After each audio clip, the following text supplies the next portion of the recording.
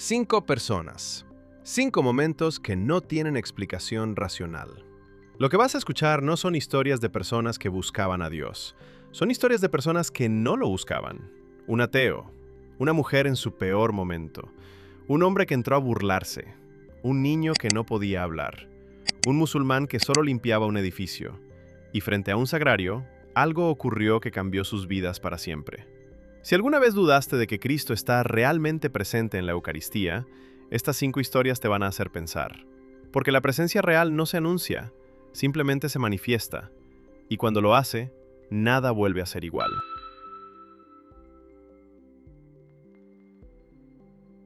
Soy ingeniero, ateo, racionalista. Durante 15 años argumenté contra la existencia de Dios con la misma precisión con que resolvía ecuaciones diferenciales. La religión era superstición. Los creyentes, personas débiles que necesitaban muleta emocional. Hasta que el 14 de febrero de 2023, a las 3:04 de la madrugada, entré a una iglesia vacía en Santiago.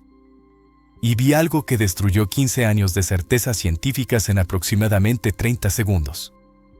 Vi luz dorada emanando del sagrario. No reflejada. No proyectada.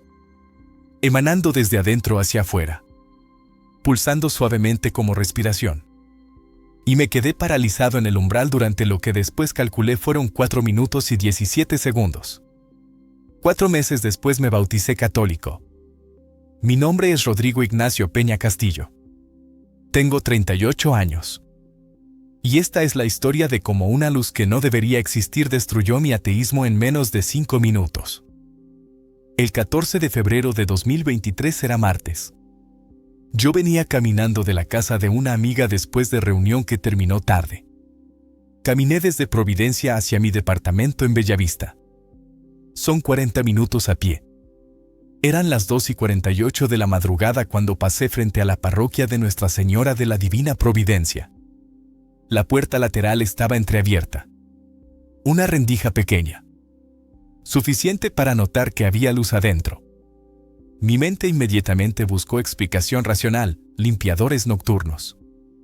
Alarma activada. Electricidad mal apagada. Párroco trabajando tarde. No sé por qué entré. Tal vez curiosidad científica. Tal vez el cansancio bajó mis defensas racionales. Pero empujé la puerta y entré. La iglesia estaba completamente vacía y en silencio. Oscura excepto por una cosa, la luz roja pequeña frente al sagrario que yo después aprendí que se llama lámpara del santuario, indicando presencia del Santísimo. Conocía esa luz. La había visto antes en iglesias. Siempre la había ignorado. Pero esta vez algo era diferente. Además de la luz roja pequeña, había luz dorada. No intensa. No cegadora. Sino suave, cálida, como luz de vela multiplicada 1000 veces pero sin parpadear. Emanando del sagrario mismo. Me detuve. Calculé mentalmente, ¿fuente posible? No había velas encendidas cerca. No había proyector. Las ventanas estaban oscuras, sin luz exterior filtrándose. Era las 3 de la madrugada, sin luna visible esa noche. Me acerqué despacio. 3 pasos. 5. 10. Paré a unos 4 metros del sagrario. La luz seguía ahí. Y pulsaba. Suavemente. Rítmicamente. Como si algo adentro de ese pequeño tabernáculo de metal dorado estuviera vivo y respirando. Mi cerebro de ingeniero entró en modo análisis, temperatura de color aproximada 4000 Kelvin, luz cálida no fría, no consistente con LEDs modernos ni con luz fluorescente. Intensidad uniforme sin gradiente que sugiriera fuente puntual. Patrón de pulso irregular, entre 1.2 y 1.8 segundos por ciclo. No mecánico. Orgánico. Y entonces sucedió algo que no puedo explicar con ninguna ecuación. Sentí calor. No temperatura ambiente, sino calor dirigido, específico, como cuando pones las manos frente a fuego pero más suave. Viniendo del sagrario directamente hacia mí. Y con el calor vino algo más. Presencia. No visión. No voz. Sino certeza absoluta, tan física como la presión del suelo bajo mis pies, de que no estaba solo en esa iglesia vacía. Y que lo que estaba ahí era bueno. No amenazante. No neutral. Sino activamente bueno, activamente amoroso, activamente consciente de que yo estaba parado ahí a las 3 de la mañana. Me quedé paralizado. No de miedo. De algo que no tenía nombre en mi vocabulario de ingeniero ateo. Que después aprendí que se llama reverencia. No sé cuánto tiempo pasé parado ahí. Después lo calculé por la posición que recordaba del minutero de mi reloj, 4 minutos 17 segundos. Que en términos de experiencia subjetiva se sintieron como 20 minutos. Y luego la luz se fue. Gradualmente. En 10 segundos aproximadamente. Hasta quedar solo la pequeña lámpara roja del santuario. La iglesia quedó en oscuridad casi total. El calor desapareció. La presencia siguió ahí, pero más tenue, como el calor residual después de apagar una estufa. Salí de la iglesia. Caminé a casa. Y durante toda la caminata mi cerebro hacía lo que siempre hacía, buscar explicación racional. Alucinación por cansancio. Posible. Pero nunca antes había alucinado. Efecto óptico por transición de oscuridad exterior a interior. Posible. Pero la luz era omnidireccional, no dependiente de ángulo visual. Bioluminiscencia. Imposible para ese contexto. Gases fosforescentes. Sin fuente posible en ese ambiente. Llegué a mi departamento a las 3:42. Me senté en mi escritorio. Y escribí en mi cuaderno de laboratorio, porque soy ingeniero y documento todo, exactamente lo que había visto. Temperatura de color estimada. Patrón de pulso. Duración. Intensidad relativa. Descripción de la sensación de calor y presencia. Y al final escribí una sola línea que nunca hubiera escrito antes de esa noche, no tengo explicación. Fenómeno no compatible con física conocida. Requiere investigación adicional. Durante las siguientes semanas, investigué. Pero no física. Historia. Teología. ¿Qué era ese sagrario? ¿Qué enseñaba la Iglesia Católica sobre lo que contenía? Y descubrí la doctrina de la presencia real. Que Cristo, Dios encarnado, estaba realmente presente en las hostias consagradas guardadas en ese sagrario. No simbólicamente. No metafóricamente. Sino realmente. Con su divinidad, humanidad, cuerpo y alma. La luz que vi, según esta doctrina, no era milagro extraordinario.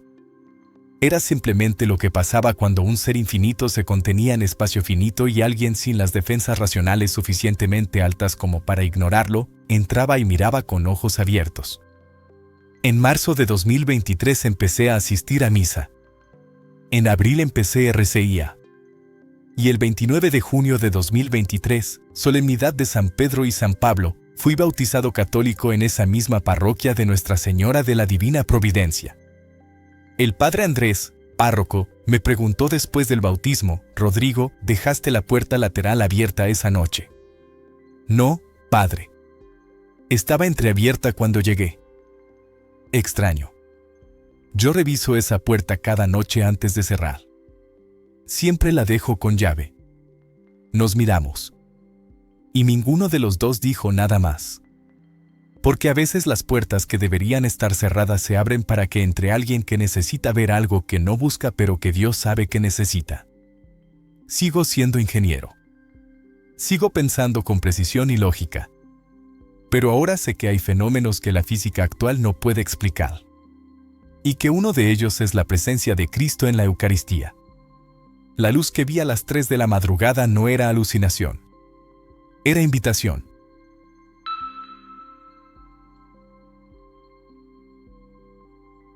El 9 de octubre de 2022, a las 11:40 de la noche, entré a una iglesia católica con una sola intención: despedirme. No de Dios. Yo no creía en Dios, sino del mundo, porque había tomado la decisión de quitarme la vida esa noche. Y por alguna razón que todavía no comprendo completamente, antes de hacerlo, quise entrar a la iglesia que estaba al lado de mi apartamento. Solo para ver qué se sentía. Una última curiosidad antes del final. Lo que encontré adentro cambió todo. Mi nombre es Isabel Fernanda Gutiérrez Mora. Tengo 35 años. Vivo en Bogotá. Y esta es la historia de cómo una presencia invisible frente a un sagrario me devolvió las ganas de vivir en el momento más oscuro de mi vida. Durante 2 años, de 2020 a 2022, perdí todo. En abril de 2020, pandemia, perdí mi trabajo como diseñadora gráfica. En septiembre de 2020, mi novio de 6 años me dejó. En enero de 2021, mi madre falleció de complicaciones por COVID. En marzo de 2022, me diagnosticaron depresión severa y ansiedad generalizada. Intenté medicación, terapia, pero nada llenaba el vacío que había quedado después de perder trabajo, pareja y madre en menos de 2 años. En octubre de 2022, después de semanas sintiéndome cada vez peor, tomé la decisión. No impulsivamente, con fría deliberación. Como quien planea viaje. Escribí cartas. Organicé mis cosas. Y el 9 de octubre, domingo por la noche, decidí que sería mi último día. Pero antes de subir a mi apartamento, pasé frente a la parroquia del Sagrado Corazón de Jesús en la calle 45. La puerta principal estaba abierta. Había luz adentro. Entré. No por fe, sino por esa curiosidad última que a veces tienen las personas que han decidido que ya no hay futuro. Quería ver cómo era por dentro. Una última experiencia antes de que no hubiera más experiencias. La iglesia estaba casi vacía. Solo 2 ancianas rezando en bancas delanteras. Y al fondo, el sagrario iluminado por lámpara roja. Me senté en la última banca, la más alejada del altar. Y me quedé mirando sin pensar en nada particular. Y entonces empecé a llorar. Sin querer. Sin razón aparente. Simplemente las lágrimas empezaron a caer. No lloraba de tristeza. Era diferente. Era como soltar algo que había estado cargando tanto tiempo que ya no recordaba cómo se sentía no cargarlo. Me arrodillé en la banca. No porque supiera que se hacía eso, sino porque mis rodillas simplemente cedieron y terminé arrodillada sin haberlo decidido conscientemente. Y entonces sucedió lo que no puedo explicar. Sentí brazos, no metafóricamente, físicamente. Brazos que me rodeaban desde atrás. Cálidos. Firmes. Reales. Me giré inmediatamente.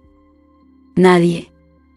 Las 2 ancianas seguían en sus bancas delanteras, demasiado lejos para haber sido ellas. Nadie más en la iglesia. Pero los brazos seguían ahí. Invisibles pero completamente físicos.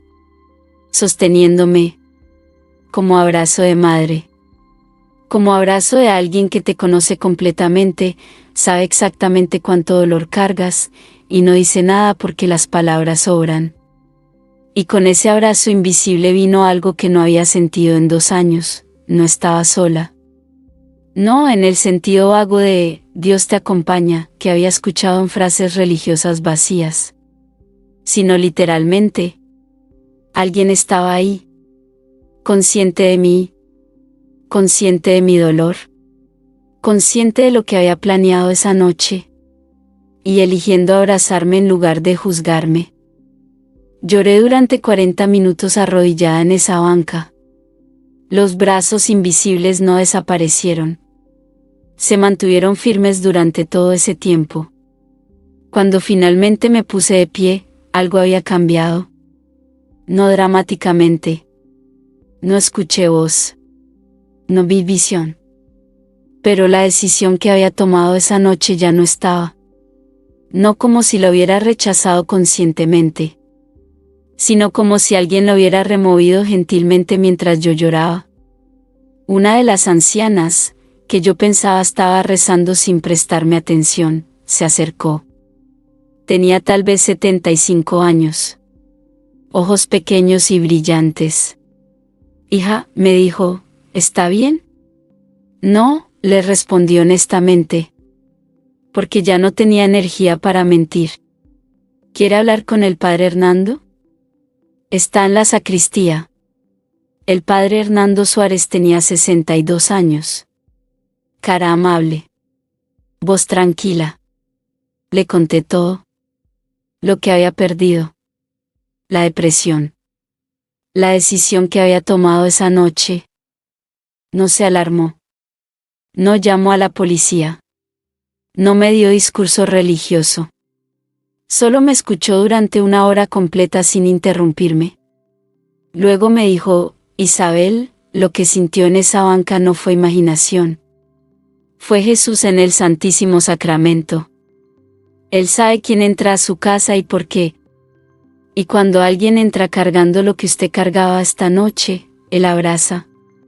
Porque no hay dolor demasiado grande para sus brazos. ¿Cómo sabe que no fue alucinación?, le pregunté. Porque usted está aquí hablando conmigo en lugar de donde pensaba estar esta noche. Algo cambió su decisión. ¿Qué fue? No supe responder. Porque lo que había cambiado mi decisión no era argumento ni razonamiento.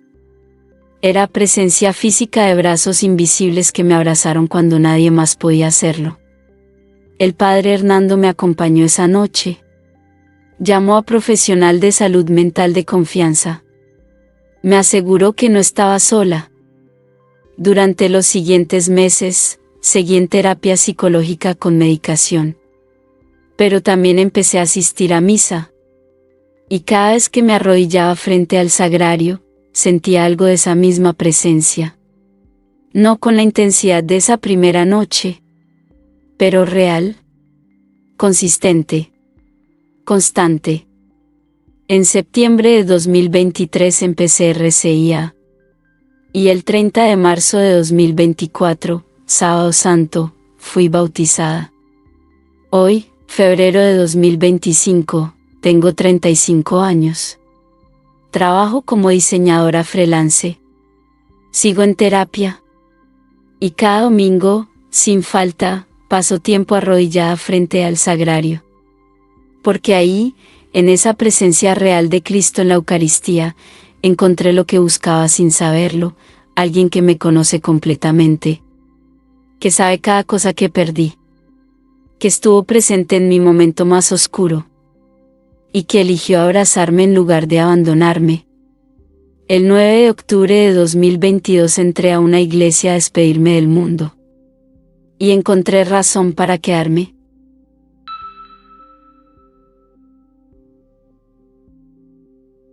Entré a esa adoración eucarística para burlarme. Literalmente. Mis amigos evangélicos apostaron que no me atrevía a entrar a esa idolatría católica y filmar desde adentro para reírnos después. Era viernes 27 de enero de 2023, 8 de la noche. La parroquia de San Juan Eudes en Medellín tenía adoración nocturna abierta al público. Entré. Saqué el teléfono discretamente. Empecé a grabar. Y me reí internamente de las personas arrodilladas adorando un pedazo de pan. Pero entonces miré directamente a la hostia expuesta en la custodia. Y vi algo que hizo que se me cayera el teléfono al suelo. Vi sangre. Mi nombre es Esteban Mauricio Vargas Leal. Tengo 44 años. Soy de Medellín. Y esta es la historia de cómo entré a una iglesia a burlarme y salí convertido. Llevaba 20 años como evangélico bautista. Diácono de mi iglesia. Hombre de Biblia. Convencido de que la Eucaristía católica era el error más grave del cristianismo. Adoran un pedazo de pan, les decía amigos. Literalmente se arrodillan frente a galleta. Es idolatría pura. Ese viernes 27 de enero, 3 amigos evangélicos y yo salíamos de reunión de célula cuando pasamos frente a la parroquia. Las puertas abiertas. Luces tenues adentro. Silencio. Carlos, el más bromista del grupo, me dijo, Esteban, apuesto que no te atreves a entrar y filmar desde adentro. ¿Cuánto apuestas? Cena para todos. Entré. Había aproximadamente 40 personas arrodilladas en silencio profundo. Al frente, sobre el altar, una custodia dorada grande con la hostia blanca expuesta en el centro. Saqué el teléfono. Empecé a grabar discretamente desde la última banca. Y pensé, voy a tener video de idólatras adorando galleta para mostrarles a mis amigos. Pero mientras grababa, algo me jaló a mirar directamente a la hostia. No sé por qué. Tal vez porque estaba grabando en esa dirección y mis ojos siguieron el lente. Y cuando miré directamente a la hostia blanca en el centro de la custodia dorada, vi que ya no era blanca. Era roja. Un rojo específico que cualquier persona que haya visto sangre fresca reconoce inmediatamente. No vino. No pintura. Sangre. Con la consistencia y el color exacto de sangre humana reciente. Y no era estática. Se movía. Lentamente.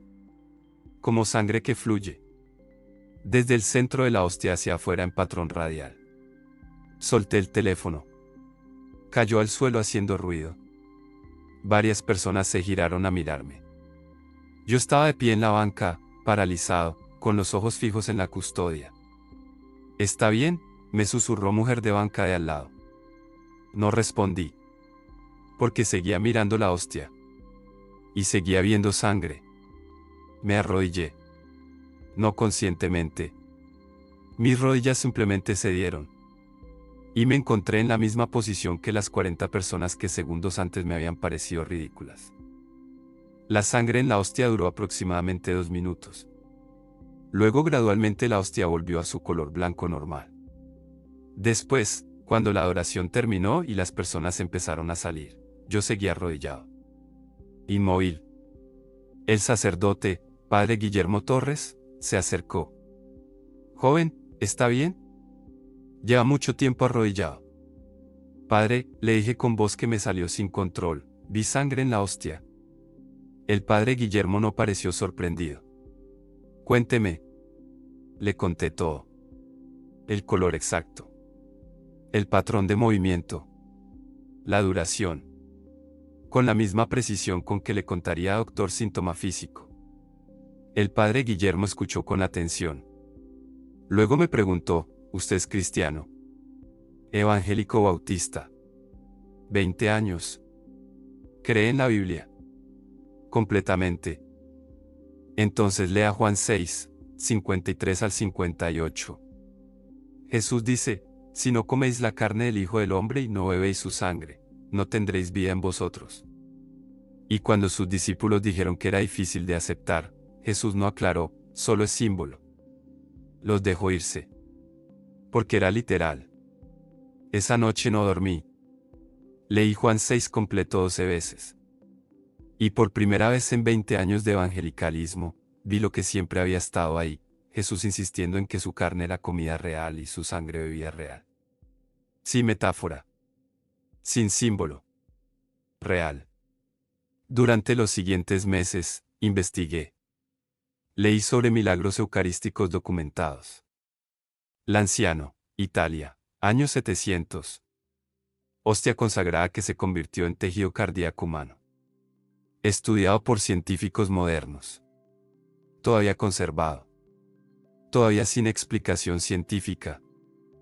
Buenos Aires, Argentina, 1996. Hostia abandonada se convirtió en tejido cardíaco vivo. Estudiado ciegamente por cardiólogo de Nueva York sin saber origen. Dictaminó, tejido cardíaco humano vivo, ventrículo izquierdo, en estado de estrés extremo. Lo que yo vi en Medellín ese viernes no era alucinación. Era lo que los milagros eucarísticos documentados mostraban, que en la Eucaristía hay cuerpo y sangre reales. En abril de 2023 empecé RCIA. Mis amigos evangélicos pensaron que había caído en secta. Mi pastor me llamó 3 veces intentando restaurarme. Pero yo había visto sangre en hostia. Y no hay argumento teológico suficientemente fuerte para convencerme de que no vi lo que vi. El 30 de marzo de 2024, Sábado Santo, fui recibido en la Iglesia Católica. Mis amigos nunca recibieron el video que fui a grabar, porque el teléfono cayó al suelo 30 segundos después de entrar. Y lo que grabé en esos 30 segundos era solo el techo de la iglesia mientras caminaba hacia la banca. Entré a burlarme de los que adoraban Galleta. Salí sabiendo que lo que adoraban no era Galleta, era Cristo. Y que su sangre es tan real hoy como lo fue en el Calvario.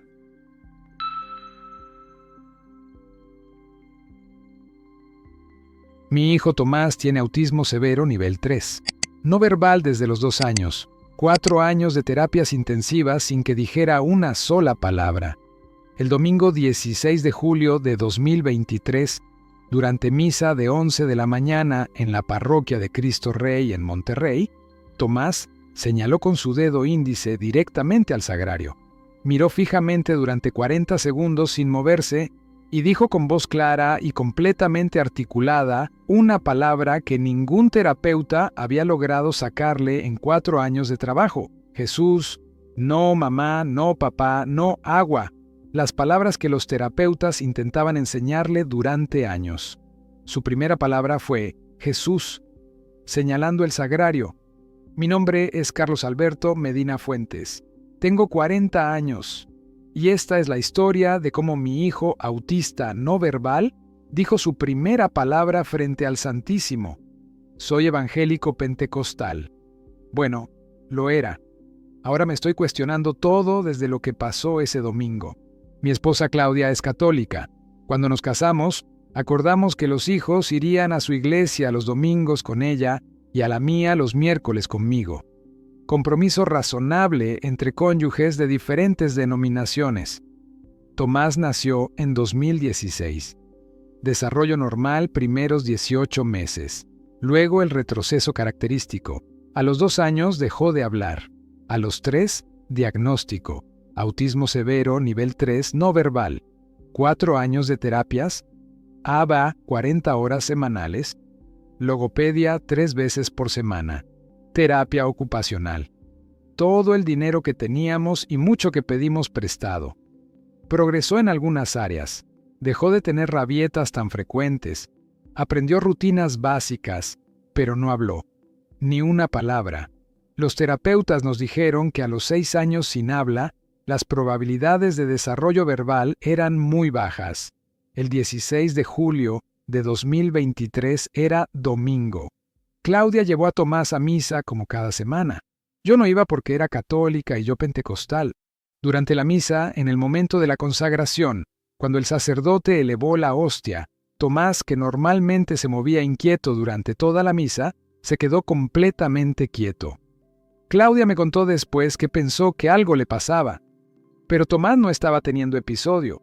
Estaba mirando, fijamente, al sagrario, con una concentración que nunca antes habían visto en él, y después de 40 segundos de silencio absoluto, levantó su brazo derecho, extendió su dedo índice, y señaló directamente al sagrario, y dijo, «¡Jesús!». Claudia casi se cayó de la banca. Las personas de alrededor se giraron. Una señora anciana detrás empezó a llorar. Tomás repitió la palabra 2 veces más mientras seguía señalando, «¡Jesús! ¡Jesús!». Claudia me llamó inmediatamente después de misa, llorando tan fuerte que tardé 2 minutos en entender lo que me decía. Llegué a la parroquia 15 minutos después. Tomás estaba en los brazos de Claudia, tranquilo, con esa expresión de paz que a veces tenía después de misa y que yo nunca había entendido. «¿Lo hiciste?», le pregunté. «¿Dijiste Jesús?». Tomás me miró, y luego miró hacia el altar donde el sagrario seguía iluminado, y señaló. «Jesús», dijo de nuevo, con perfecta articulación. Llamé a la terapeuta de habla esa tarde. La doctora Pérez llevan 3 años trabajando con Tomás. Le conté lo que había pasado. «Carlos», me dijo, «necesito verlo, porque lo que describes es altamente inusual. No imposible. Los niños no verbales a veces tienen avances súbitos, pero que la primera palabra sea tan clara y en ese contexto específico, Vio a Tomás el martes siguiente, le hizo evaluación completa y me llamó después. Carlos, Tomás dijo Jesús para mí también cuando le mostré imagen de Jesús, con perfecta articulación. Para un niño que lleva 4 años sin hablar, esto es extraordinario. No tengo explicación del por qué ocurrió ahora o por qué en ese contexto específico, pero el avance es real.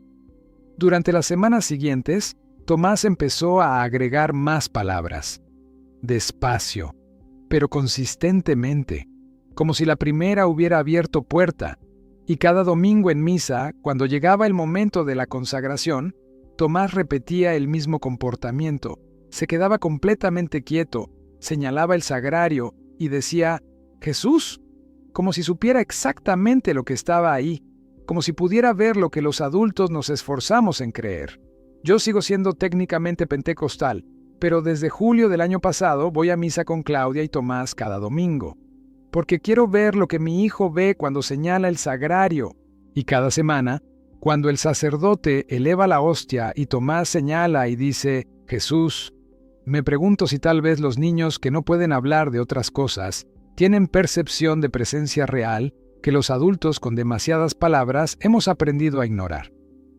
La primera palabra de mi hijo fue Jesús, señalando un sagrario católico. Sigo procesando lo que eso significa para mi fe pentecostal, pero sé esto. Si mi hijo autista no verbal puede reconocer a Cristo en la Eucaristía, yo no tengo excusa para no buscarlo ahí también.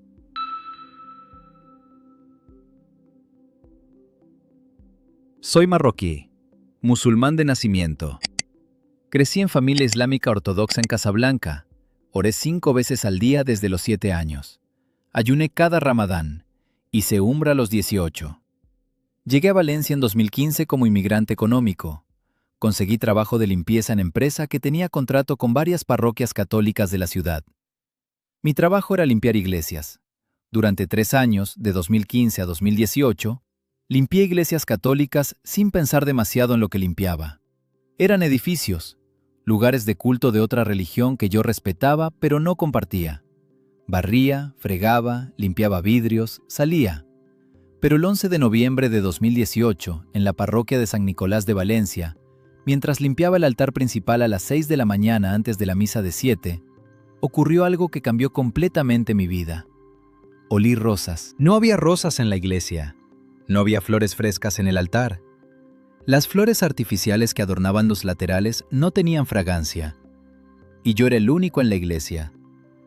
La fragancia venía del sagrario. Intensa, fresca, imposiblemente real para un espacio sin flores.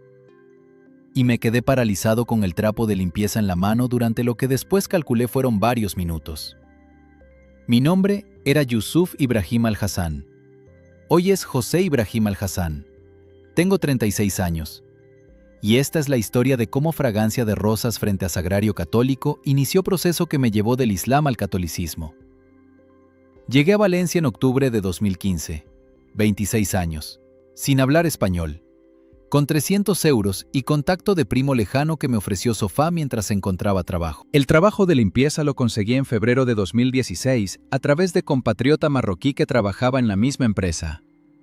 No era trabajo que hubiera soñado en Casablanca, donde estudié ingeniería de telecomunicaciones, pero pagaba y me permitía aprender español mientras trabajaba. La empresa tenía contratos con 3 parroquias y una catedral en Valencia. Yo era parte del equipo de 5 personas que rotábamos entre los diferentes edificios. Mis primeros meses limpiando iglesias fueron completamente neutros emocionalmente. Yo era musulmán practicante. Las iglesias eran edificios de otra religión. Los respetaba como espacios sagrados para otros, igual que esperaba respeto para mezquita. Pero no me afectaban personalmente. Notaba cosas. Los sagrarios siempre con luz roja encendida, las imágenes, los viacrucis, el olor general a incienso antiguo que impregnaba las piedras, pero era observación neutral, como turista en museo de otra cultura. Hasta el 11 de noviembre de 2018. Era domingo, 6 de la mañana. Yo era el primero en entrar a San Nicolás para preparar antes de la misa de 7. Iglesia del siglo XIV, techo con frescos barrocos, una de las más antiguas de Valencia. Empecé mi rutina habitual: barrer la nave central, limpiar bancas, fregar el suelo del presbiterio y finalmente, limpiar el altar principal. Cuando me acerqué al altar, estaba a unos 2 metros del sagrario, un tabernáculo de plata con puerta cerrada y la eterna lámpara roja encendida. Saqué mi trapo para limpiar la superficie del altar y la olí. Fragancia de rosas, tan intensa y real que me detuve y miré alrededor buscando la fuente. No había flores frescas. Las flores del altar eran artificiales de tela, sin fragancia. Las únicas flores en toda la iglesia. Me acerqué un paso más al sagrario. La fragancia intensificó. Otro paso, más intensa todavía, dulce, fresca, como rosal en plena floración. Extendí mi mano hacia el sagrario sin tocarlo.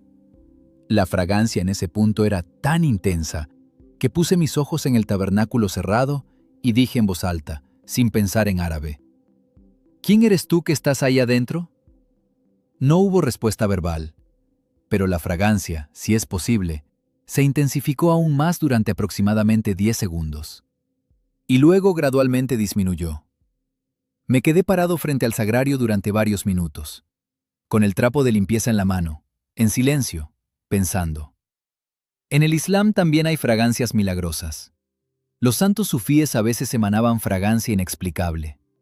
Los lugares sagrados a veces olían a musk o rosas sin fuente visible. No era concepto ajeno a mi tradición religiosa.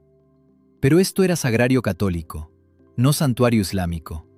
Y la fragancia venía claramente de adentro de ese tabernáculo cerrado. Terminé mi trabajo ese día sin mencionar nada a nadie. Pero durante las siguientes semanas, cada vez que limpiaba San Nicolás, me detenía frente al sagrario. A veces olía la fragancia levemente, a veces más intensa. Una vez, el 8 de diciembre, fiesta que después aprendí se llamaba Inmaculada Concepción, la fragancia fue tan intensa que tuve que apoyarme en el altar para no perder el equilibrio. En enero de 2019, después de 2 meses con esta experiencia recurrente, le pregunté al padre Tomás, párroco de San Nicolás, que siempre llegaba antes de las 7 para preparar la misa. Padre, necesito preguntarle algo. Llevo 2 meses limpiando el altar y a veces huelo fragancia de rosas cerca del sagrario. No hay flores. ¿Es normal? El padre Tomás me miró con expresión que no era sorpresa, sino reconocimiento. Yusuf, lo que usted describe tiene nombre en la tradición católica. Se llama olor de santidad. En la historia de la Iglesia hay muchos testimonios de fragancia inexplicable asociada a presencia de Cristo en la Eucaristía o a santos. ¿Pero por qué yo lo percibiría? No soy católico, soy musulmán. Tal vez precisamente por eso, dijo el padre Tomás, porque usted no tiene expectativas, no está buscando eso, no tiene razones culturales o religiosas para inventarlo. Y Cristo en la Eucaristía se revela a quien quiere, no solo a quien ya cree. Durante los siguientes meses, empecé a quedarme en la iglesia después de terminar mi trabajo, antes de que llegaran los primeros feligreses, sentado en la última banca, mirando el sagrario, sin rezar en ningún idioma, solo mirando. Y empecé a pensar en preguntas que nunca me había hecho. Si Dios es uno, como cree el Islam, y si Jesús existió históricamente, y si obró milagros documentados incluso por historiadores no cristianos, ¿qué era Jesús exactamente? El Islam lo llama profeta, pero no Dios. El catolicismo lo llama Dios encarnado. ¿Cuál era verdad? Y si la respuesta importaba, ¿no tenía obligación de investigar honestamente? Empecé a leer. Primero el Evangelio de Juan que el padre Tomás me regaló en árabe. Luego los 4 evangelios completos. Luego apologética cristiana desde perspectiva islámica. Los argumentos musulmanes contra la divinidad de Cristo y las respuestas cristianas a esos argumentos. Durante 2 años, de 2019 a 2021, leí, comparé, pregunté. El padre Tomás me dedicó tiempo cada semana para responder mis dudas, sin presión, sin urgencia, con paciencia que después supe se llamaba acompañamiento espiritual. En 2020, durante pandemia, tuve meses para pensar. Y llegué a conclusión que era inevitable si era intelectualmente honesto. Los argumentos por la divinidad de Cristo eran más sólidos que los argumentos en contra. La resurrección como hecho histórico tenía más evidencia que la mayoría de hechos que aceptamos de la antigüedad. Y la presencia real de Cristo en la Eucaristía explicaba lo que yo había experimentado frente al sagrario. En octubre de 2021 le dije al padre Tomás, quiero bautizarme. El proceso fue largo porque conversión de musulmán a cristiano requiere cuidado especial, catequesis extensa, confirmación de comprensión libre sin presión. Y por razones de seguridad, dado que apostasía en algunas familias islámicas puede tener consecuencias serias, discreción total. Mi familia en Marruecos no supo hasta después del bautismo. El 16 de abril de 2022, Sábado Santo. Fui bautizado en esa misma parroquia de San Nicolás donde años antes había olido rosas frente a sagrario. Tomé nombre José por San José, esposo de María. Porque aprendí que José fue hombre silencioso, trabajador, que protegió a Cristo sin buscar protagonismo. Y yo también era trabajador silencioso que encontró a Cristo sin buscarlo activamente. Mi familia en Casablanca reaccionó mal cuando les conté. Mi padre no habló conmigo durante 6 meses. Mis hermanos me enviaron mensajes diciendo que había traicionado la fe de mis antepasados. Mi madre lloró. Pero gradualmente, uno a uno, han ido aceptando que la decisión fue genuina y no influenciada por presión externa. Mi padre volvió a hablarme en 2023. Todavía no entiende mi conversión, pero me llama cada semana. Hoy sigo trabajando en Valencia, ya no en limpieza. Conseguí trabajo en empresa de telecomunicaciones relacionado con mi formación. El padre Tomás me ayudó a retomar estudios de ingeniería. Y cada domingo voy a misa en San Nicolás. Siempre llego temprano. Siempre me siento en la última banca antes de que llegue nadie. Y siempre miro el sagrario durante unos minutos en silencio. A veces, no siempre, huelo rosas. Y cuando las huelo, pienso en ese marroquí musulmán de 29 años que estaba limpiando altar en 2018 y no sabía que lo que estaba limpiando no era objeto religioso, sino presencia real de aquel que lo creó. Una fragancia inexplicable me hizo hacer preguntas. Las preguntas me llevaron a investigar. La investigación me llevó a la verdad. Y la verdad me llevó a Cristo en la Eucaristía. Vine a España a buscar trabajo. Encontré trabajo. Y sin buscarlo, encontré también lo que ahora sé es lo más importante que existe. Cristo realmente presente en el Santísimo Sacramento. El sagrario que limpiaba cada semana sin pensar contenía al mismo Dios que me creó. Y tardé 3 años en darme cuenta, pero cuando lo hice, no pude ignorarlo. Dios sigue obrando a través de historias reales. Lo que acabas de escuchar puede ser el comienzo de una conversión, una esperanza renovada, un regreso a casa. Si este testimonio resonó contigo, dale like y ayúdanos a llevarlo a más corazones. Suscríbete para más historias de conversión católica y comparte tu testimonio. Quizá lo que tú viviste sea la respuesta que alguien está esperando. Gracias por caminar con nosotros en esta comunidad de buscadores de la verdad. Que el Señor te sostenga y te guíe. Hasta el próximo testimonio.